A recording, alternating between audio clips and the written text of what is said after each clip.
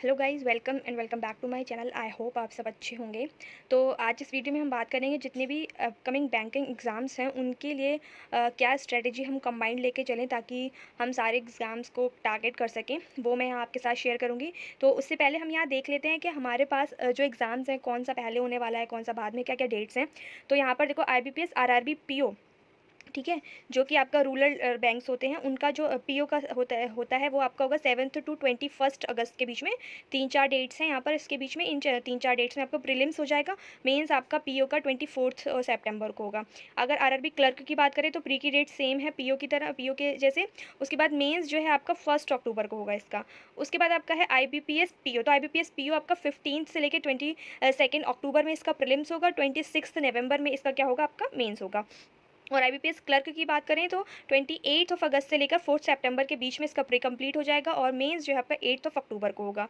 और अगर SBI clerk और पीओ की बात करें, अभी तक कुछ एक नोटिफिकेशन या कोई डेट उनकी ऐसी नहीं आई है। तो SBI क्लर्क का जो हम नोटिफिकेशन वो एक्सपेक्ट कर सकते हैं जून में। अभी जून की अराउंड फर्स्ट वीक यहाँ पर फोर्थ हो गई है, तो फर्स्ट वीक भी निकलने ही वाला है। तो आई थिंक आ जाना चाहिए अभी तक SBI क्लर्क का। और मान लीजिए अगर आपका 10th के बाद SBI क्लर्क का अगर नोटिफिकेशन आता है 10 जून के बाद, तो हम एग्ज़ाम जो है एक्सपेक्ट कर सकते हैं जुलाई और अगस्त के बीच में, क्योंकि एक महीना 25 दिन तो लगभग फॉर्म फिल करने में लगते हैं। उसके बाद थोड़ा टाइम और दिया जाता है एग्ज़ाम के लिए। तो जुलाई लास्ट और अगस्त फर्स्ट वीक में हम एक्सपेक्ट कर सकते हैं अगर जून में नोटिफिकेशन आ गया तो। और मेंस उसी हिसाब से हम एक्सपेक्ट कर सकते हैं सितंबर 2022 में। तो अगर हम यहाँ पर ओवरऑल देखें और SBI क्लर्क के बाद SBI PO आएगा तो उसको थोड़ा और आप आगे एक्सपेक्ट कर सकते हो। तो अगर हम ओवरऑल देखें तो यहाँ पर जो भी एग्जाम्स है वो हमारे अगस्त मंथ से शुरू होंगे और आपका नवंबर दिसंबर लास्ट तक ये खत्म हो जाएंगे, जितने भी आपके प्री मेंस यहाँ पर होंगे।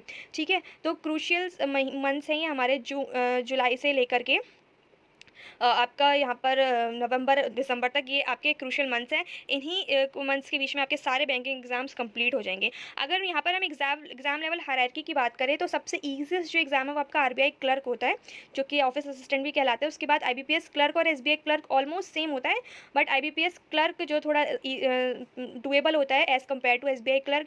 फिर RRB PO के जो एग्जाम्स होते हैं उसमें सबसे जो इजी रहता है पीओ लेवल का, वो आरआरबी पीओ ही रहता है। उसके बाद IBPS PO और SBI PO सबसे टफेस्ट एग्जाम होता है बैंकिंग एग्जाम में। अगर हम जो पब्लिक सेक्टर बैंक्स हैं, RBI को मतलब RBI तो आपका वो सेंट्रल बैंक है, तो अगर हम पब्लिक सेक्टर बैंक्स की बात करें तो उसमें SBI PO का सबसे ज़्यादा टफ यहाँ पर आपका एग्जाम रहता है। ठीक है, तो इस पूरे एग्जाम जितने भी एग्जाम्स हैं उनकी हमें कंबाइंड स्ट्रैटेजी लेके चलेंगे, क्योंकि पैटर्न ऑलमोस्ट सेम रहता है। ठीक है, तो उस हिसाब से कैसा हमारा तैयारी होनी चाहिए, क्या पैटर्न हमारा होना चाहिए, किस तरीके के हमारे डेली टारगेट्स होने चाहिए, ताकि हम जो है सारे एग्जाम्स को टारगेट कर सके। अब यहाँ पर देखो, यहाँ पर दो चीज़ें होंगी, यहाँ पर प्री और मेंस होगा, तो प्री और मेंस दोनों को हमें साथ में लेकर चलना होगा। सबसे पहले हम यहाँ पर देख लेते हैं। देखो, कुछ लोगों को पैटर्न्स नहीं पता होंगे। अब यहाँ पर देखो, RBI clerk, IBPS clerk, SBI clerk, IBPS PO and SBI PO, इन चारों का जो आपका पैटर्न है वो बिल्कुल सेम है। मेंस प्रीलिम्स बिल्कुल सेम है।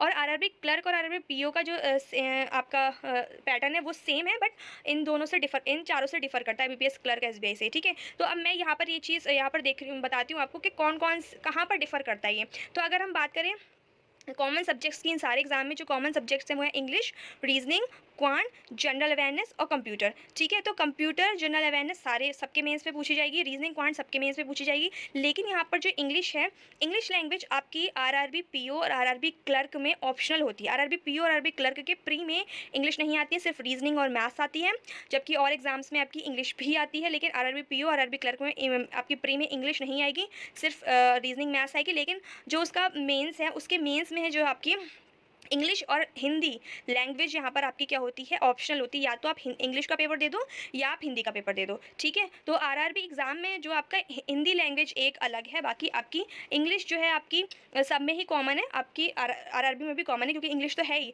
जो बच्चा हिंदी अटैम्प्ट करना चाहता है वो हिंदी अटैम्प्ट कर सकता है, जो इंग्लिश अटैम्प्ट करना चाहता है वो इंग्लिश अटैम्प्ट कर सकता है।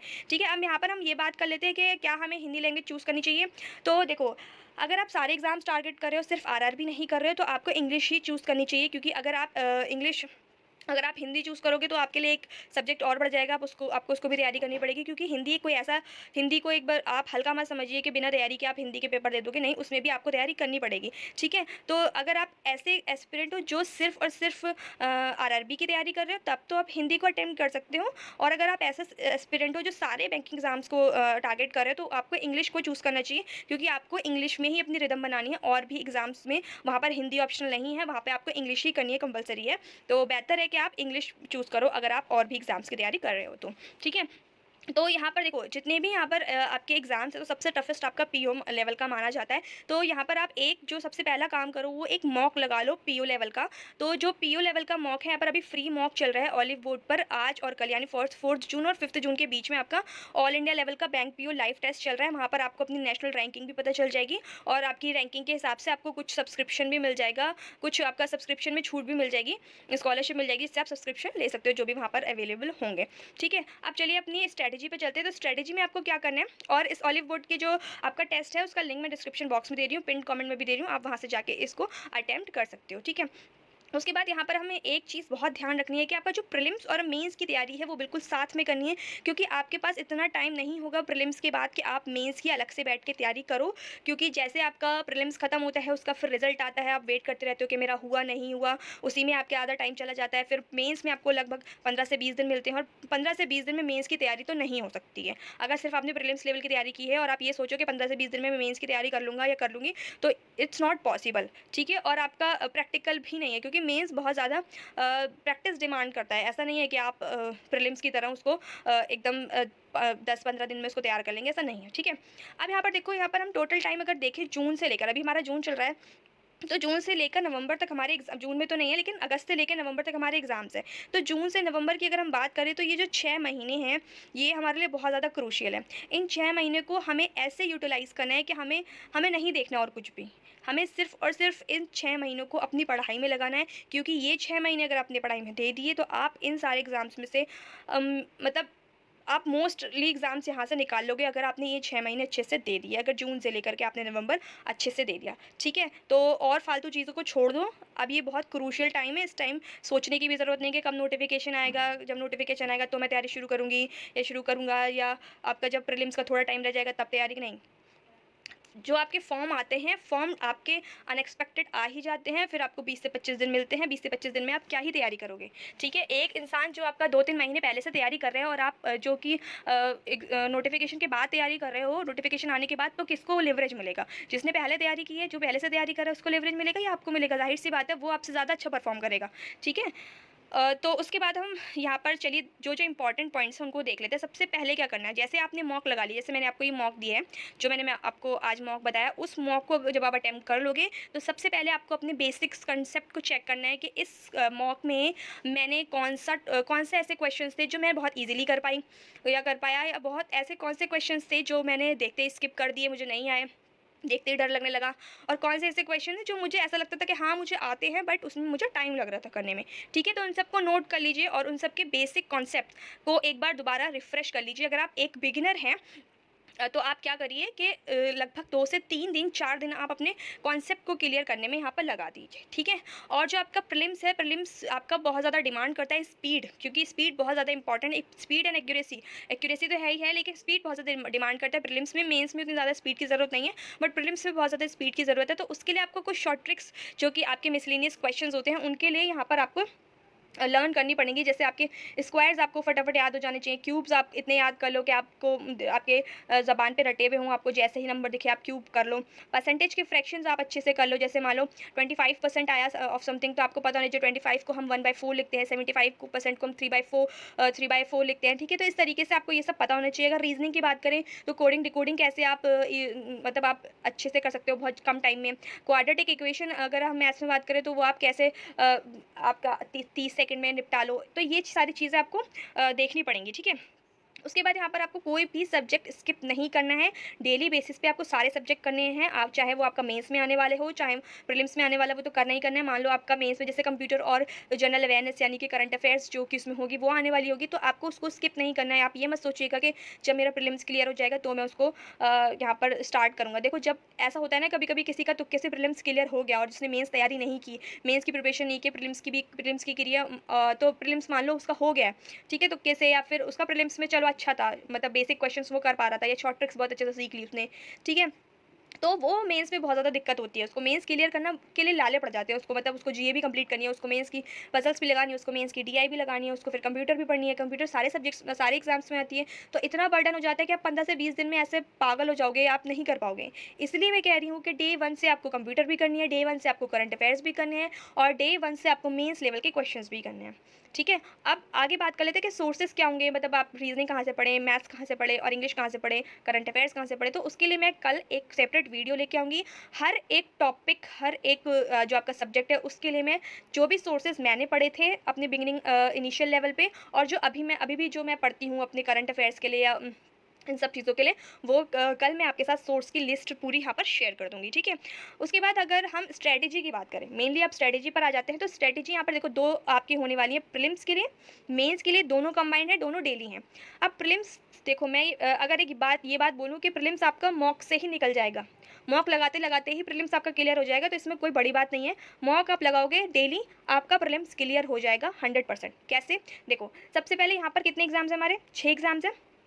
तो इन 6 एग्जाम्स में आपको, अगर आपने कोई भी मॉक टेस्ट सीरीज़ परचेज़ की होगी, तो मोस्टली मॉक टेस्ट सीरीज़ आपकी ऐसी होती हैं जिसमें सारे आपके मॉक्स अवेलेबल होते हैं, आप उनको वहाँ पर लगा सकते हो। कोई भी आपका एसबीआई पीओ, एसबीआई क्लर्क सारे होते हैं, ठीक है।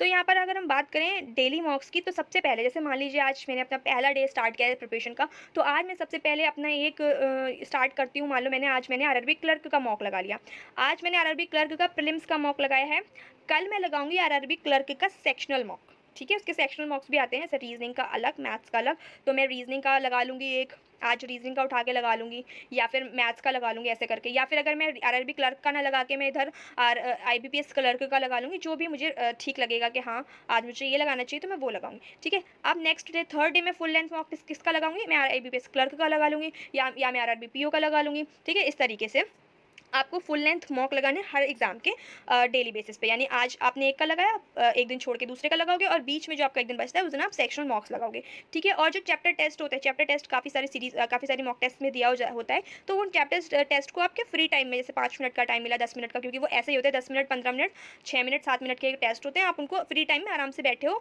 लगा लो। इंग्लिश का तो ऐसे ही लग जाएगा, रीजनिंग का भी मोस्टली ऐसे ही लग जाता है, थोड़ा बहुत आपको पेन के पेपर की जरूरत पड़ेगी, मैथ्स में भी यही है, ठीक है। तो ये आपका प्रीलिम्स में आपको ऐसे मॉक, प्रीलिम्स के लिए आपको ऐसे मॉक लगाने हैं। अब आप कहोगे कि इससे मेरा कैसे प्रीलिम्स क्लियर होगा? देखो, जब आप मॉक लगाओगे, मान लो अभी आपने दिया है आरआरबी क्लर्क का मॉक, आरआरबी क्लर्क का मॉक दिया आपने, ठीक है, आपका ख़त्म हो गया, आप थोड़ी देर रेस्ट करोगे, आधा घंटा, 1 घंटा, ठीक है, 1 घंटा बहुत है, आधा घंटा मतलब आप आराम से रेस्ट कर लो। उसके बाद आपको क्या करना है? अपने उस मॉक को एनालाइज करना है।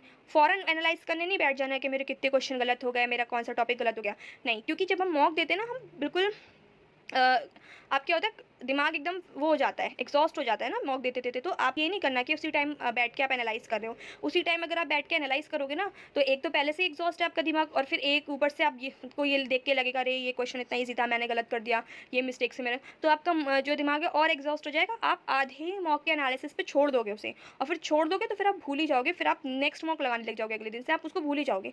ये मेरे साथ हुआ है, इसलिए मैं आपको बता रही हूँ कि उसी टाइम आपको एनालिसिस नहीं करनी है, आपको थोड़ा रेस्ट लेना है, अपने दिमाग को थोड़ा फ्रेश करना है। फ्रेश करने के बाद जब आप मॉक को अपने एनालाइज करने बैठोगे, तो आपको क्या एनालाइज करना है पहले वो यहाँ पर देख लीजिए, ठीक है। तो एनालाइज करते टाइम हमें सबसे पहले ये देखना होगा कि हमने पहले तो आप पूरा गो थ्रू कर लो, ठीक है। उसके बाद आप ये देखोगे कि दो तरीके के क्वेश्चंस आपको यहाँ पर नोट करने हैं। पहला, जो आपने नहीं अटैम्प्ट किया, और दूसरा जो आपने अटैम्प्ट किया बट आपको ये लग रहा है कि ये जो मैंने अटैम्प्ट किया इसमें बहुत ज़्यादा टाइम लगा है, जितना देना चाहिए उससे ज़्यादा टाइम लग गया है यहाँ पर, ठीक है। फॉर एग्जाम्पल मान लेते हैं कोडिंग डिकोडिंग के 5 क्वेश्चन आते हैं, आपने उनमें 3 से 4 मिनट दे दिए, तो 3 से 4 मिनट कोडिंग डिकोडिंग के लिए बहुत ज़्यादा टाइम है। कोडिंग डिकोडिंग 1 मिनट में निपट जाती है, 1 से 1.5 minute, maximum 1.5 minute. Coding decoding जो आपकी सिंपल प्रीलिम्स लेवल की होती है वो 1.5 मिनट में मैक्सिमम बता रही हूँ निपट जाती है। तो अगर आप 3 से 4 मिनट दे रहे हैं, तो आप गलत दे रहे हो। आपको तैयारी करने की सही से तैयारी करने की ज़रूरत है और सही से कॉन्सेप्ट, सही से शॉर्ट ट्रिक्स की ज़रूरत है। और अगर मान लो क्वाड्रेटिक इक्वेशन है, एक क्वाड्रेटिक इक्वेशन अगर आप 1 मिनट दे रहे हो तो आप ज़्यादा टाइम दे रहे हो। 30 सेकंड, 20 से 30 सेकंड में एक क्वाड्रेटिक इक्वेशन निपट जाती है। एक आध ऐसी होती है जो थोड़ी टफ डाल दी जाती है तो उसमें थोड़ा ज़्यादा टाइम लग जाता है, 45 सेकंड लग जाएंगे, लेकिन इससे ज़्यादा टाइम नहीं लगाना आपको क्वाड्रेटिक इक्वेशन में। तो जब मान लो आपने देख लिया कि हाँ ये वाले जो टॉपिक्स हैं, जो आपके छोटे छोटे टॉपिक्स होते हैं, ब्लड रिलेशन हो गया, कोडिंग डिकोडिंग हो गया, सिलॉजिज्म हो गया, इनइक्वालिटी हो गई, ऑर्डर रैंकिंग हो गई, इन सारे टॉपिक्स में बहुत कम टाइम लगता है। और इन सारे टॉपिक्स में अगर आपको ज़्यादा टाइम लग रहा है तो इसका मतलब आप अभी तैयार नहीं हो ठीक से, ठीक है। क्योंकि जो आपके और कॉम्पिटिटर्स हैं वो इन क्वेश्चंस में जो बहुत जल्दी निपटा देते हैं और जो अपना टाइम बचाते हैं पजल्स वगैरह के लिए या डीआई वगैरह के लिए। तो यहाँ पर आपको अच्छे से अपने आप को प्रिपेयर करना है। मान लीजिए आपने एक क्वेश्चन आपने अटैम्प्ट किया, आपको पता चला कि इसमें जो है मैंने ज़्यादा टाइम दे दिया है। अब आप उठाओगे उस टॉपिक को, नोट कर लोगे। नोट करने के बाद जब आपका पूरा एनालिसिस हो जाएगा उसके थोड़े टाइम बाद थोड़ी देर और दीजिए अपने आप को फ्रेश करने के लिए, 10 से 15 मिनट। उसके बाद आप बैठ जाओ। मान लो कोडिंग डिकोडिंग है, आपने यूट्यूब पर गए, आपने डाला coding decoding in less than 2 minutes. Same for quadratic equation in less than 2 minutes. आपको बहुत सारी वीडियोस मिल जाएंगी, एक उठा के देखिए। जो भी अगर आपको उसको कॉन्सेप्ट ठीक लग रहा है, अच्छा लग रहा है और आपको लग रहा है कि हाँ बहुत जल्दी ये चीज़ अटैम्प्ट हो जा रही है तो आप उसको फॉलो कर लो। इसके साथ साथ मैं भी जो जो ट्रिक्स मुझे पता हैं उनकी एक कंबाइंड वीडियो, रीजनिंग के लिए एक अलग और आपकी मैथ्स के लिए एक अलग कंबाइंड वीडियो मैं यहाँ पर बनाकर डाल दूँगी, ठीक है। उसके बाद हम बात कर लेते हैं दूसरे टॉपिक जो कि जो आपने नहीं अटैम्प्ट करें वो 2 रीज़न से होंगे। या तो एक तो आपको टाइम नहीं मिला होगा और दूसरा या तो आपको वो आता नहीं होगा कॉन्सेप्ट, ठीक है। तो आप इसको पहचान लो, उसको क्वेश्चन को करने की कोशिश करो कि क्या मुझसे हो रहा है। अगर आपसे हो गया इसका मतलब कि आपके पास टाइम कम था इसलिए अटैम्प्ट किया था। और अगर आपसे नहीं हो रहा है तो उसका मतलब आपका कॉन्सेप्ट वीक है वहाँ पर, ठीक है। और अगर आपसे हो रहा है तो देख लो कितने टाइम में हो रहा है। ये पहले वाले अटेम्प्टेड वाले का आपको रूल वहाँ पे फॉलो करना है, अपना टाइम कम लगाना है उसमें, ठीक है। और अगर आपको नहीं आता है तो उसके लिए आपको फिर वही कंसेप्ट सीखना पड़ेगा वीडियोस देख के या फिर जो भी आपके पास मटेरियल है उससे। और जो भी मटेरियल मैं कल आपको आने वाली वीडियो में बताऊँगी, उसकी वीडियो का लिंक भी मैं इसी वीडियो में बाद में अटैच कर दूँगी, ठीक है। अब उसके बाद हम बात कर लेते हैं, देखो इतना अगर आपने कर लिया प्रीलिम्स के लिए कि आपने मॉक दिया, उसको एनालाइज़ किया, एनालाइज़ करने के बाद आपने उस चीज़ पर वर्क किया और उस जो भी आपने शॉर्ट ट्रिक्स सीखी हैं उसको आपको नेक्स्ट मॉक में अप्लाई करना है। नेक्स्ट मॉक में अप्लाई करने के बाद आपको देखना है कि क्या सच में मेरा टाइम कम हुआ है इससे। अगर सच में टाइम कम हुआ है, मान लो आप 5 मिनट लगा रहे थे, अब आप 4 या 3 मिनट लगा रहे हो, तो वो आप में इम्प्रूवमेंट है। अब आपको उसको घटा के और नीचे लाना है, बस यही करना है आपको। यही आप करते रहोगे। आपको बस ये देखना है कि जो क्वेश्चन आप अटैम्प्ट नहीं कर पा रहे थे वो आप अगले मॉक में आप अटैम्प्ट कर पाओ, ये कोशिश करनी है।